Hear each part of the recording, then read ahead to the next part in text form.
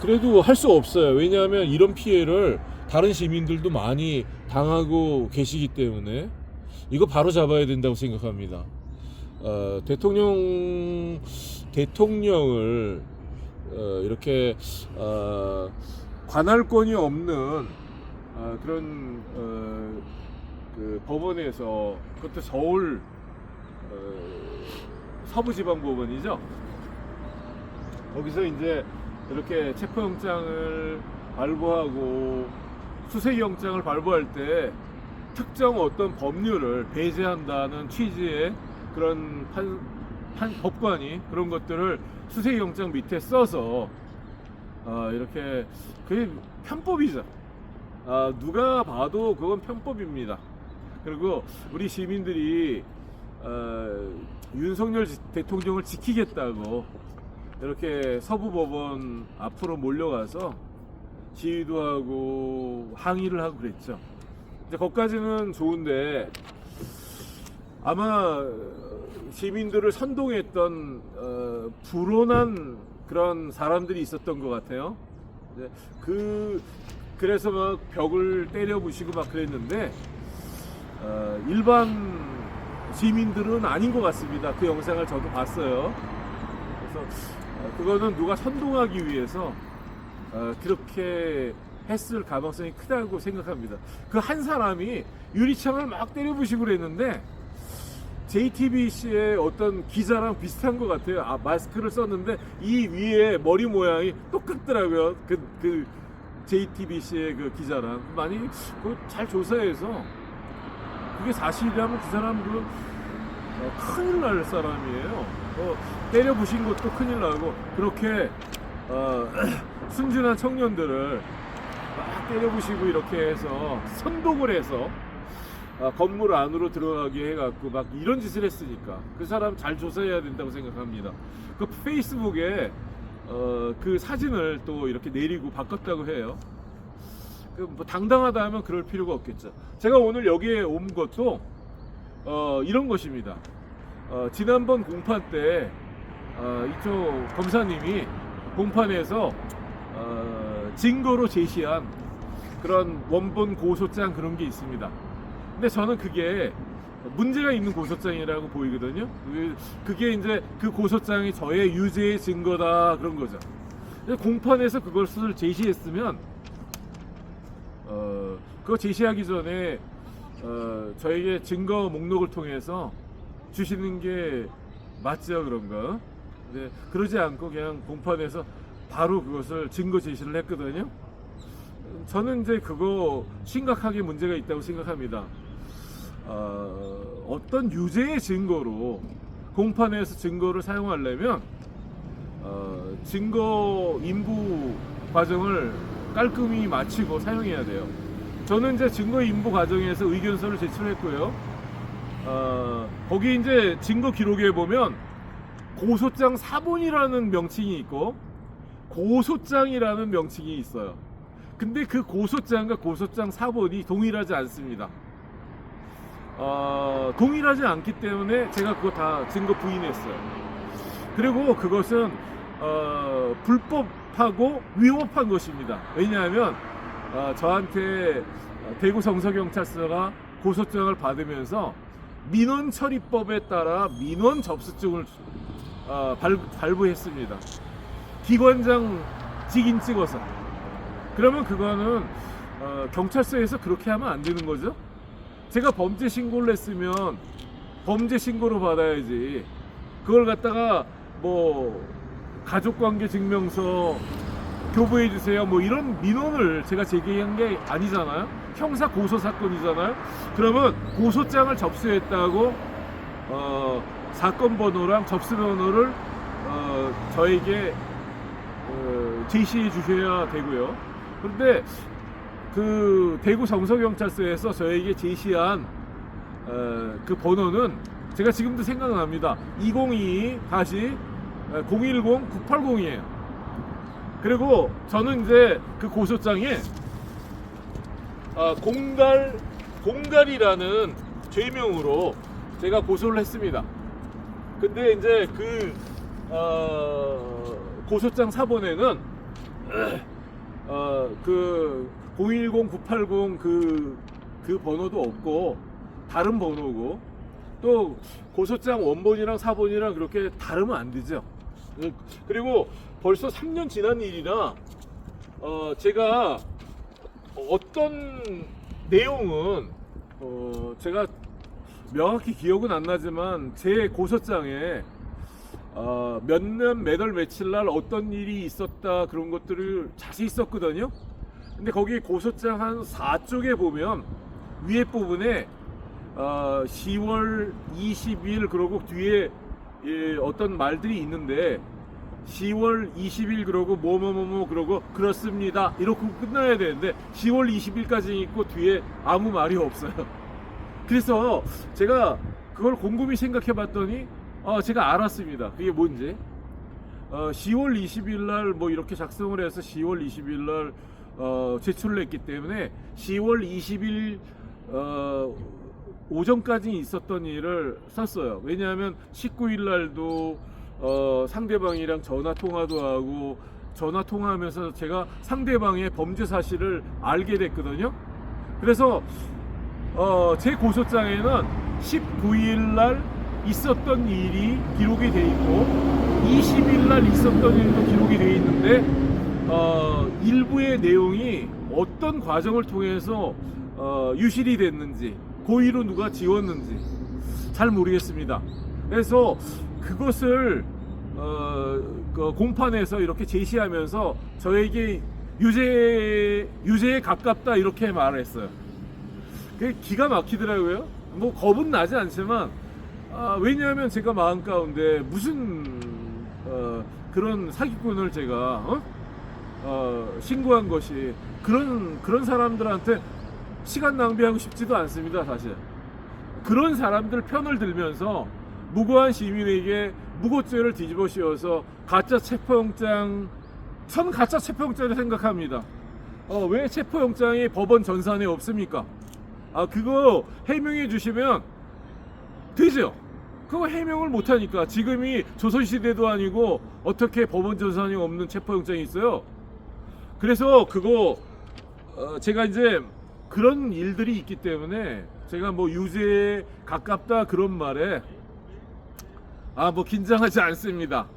그리고 그 우리 구독자 수를 늘려주고 싶으시면 뭐 좋지요. 뭐 그렇게 해주시면 유죄의 증거는 어떤 유죄의 증거가 있어야지 되는 거지.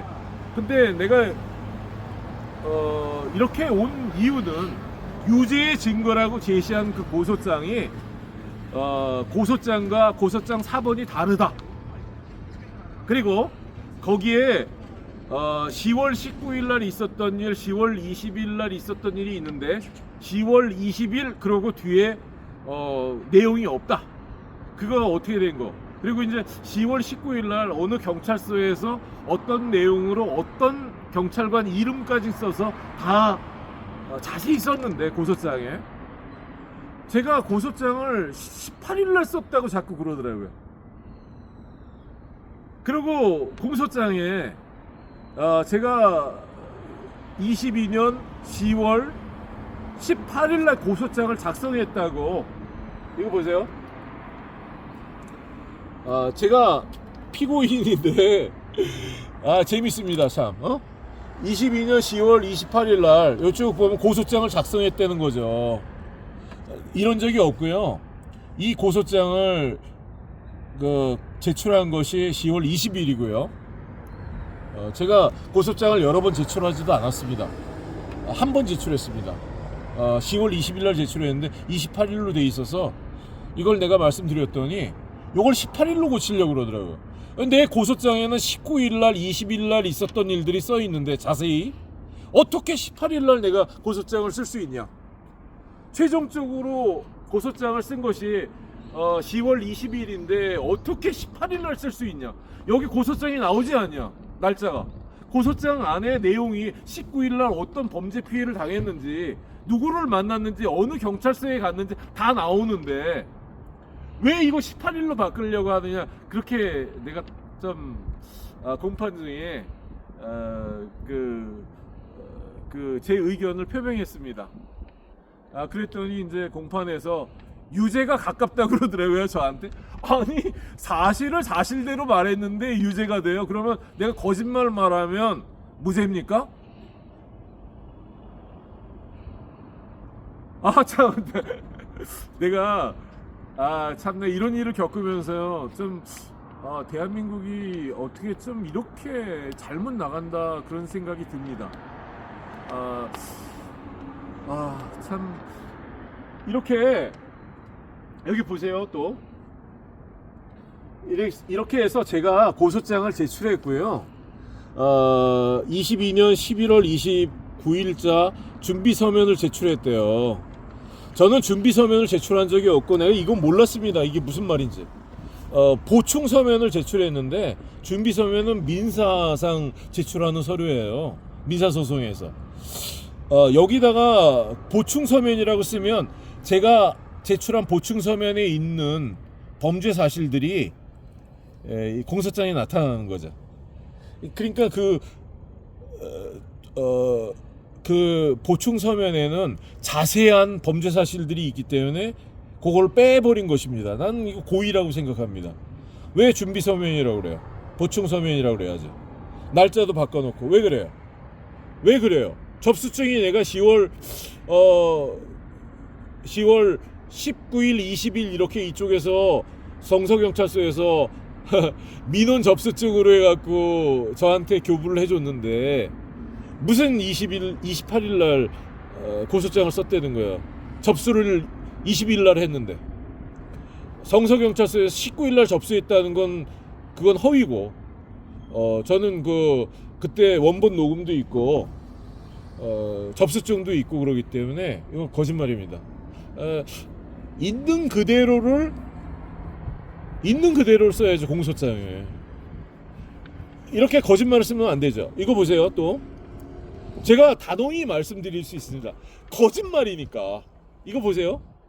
최 누구씨가 교통사고 범죄의 증거가 될 수 있는 22년 10월 15일자 블랙박스 영상의 제출을 거부하다가 이를 삭제한 뒤 통영경찰서에 제출하였으므로 증거인멸죄로 처벌해달라.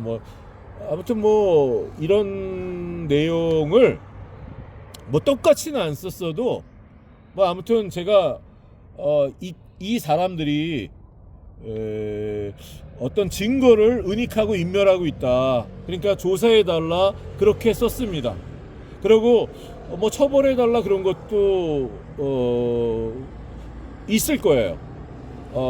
그런데 이건 이제 여기서 문제가 되는 게 뭐냐면 블랙박스 제출을 거부하고 이를 삭제한 뒤 통영경찰서에 제출하였으므로 증거인멸죄로 처벌해달라.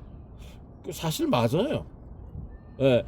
근데 이제 여기 보면 블랙박스 영상을 삭제한 사실도 없었다. 네. 그러니까 피고인이 제가 허위의 사실을 신고하여 무고했다. 네. 이거 받아들일 수 없습니다. 이거 다 거짓말입니다. 새빨간 거짓말. 이거 보세요. 통영경찰서의 압수조서를 보십시오. 압수조서. 여기를 보십시오. 통영경찰서의 압수조서입니다. 여기 내용을 보세요.